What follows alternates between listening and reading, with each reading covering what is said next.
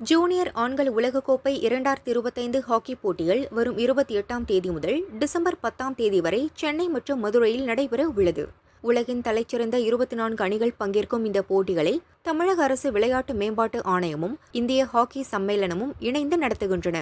Junior உலகக்கோப்பை hockey போட்டியில் விளையாடுவதற்கு வங்கதேச அணி வங்கதேச தலைநகர் டாக்காவிலிருந்து US பங்களா ஏர்லைன்ஸ் பயணிகள் விமானம் மூலம் சென்னை விமான நிலையம் வந்தனர்.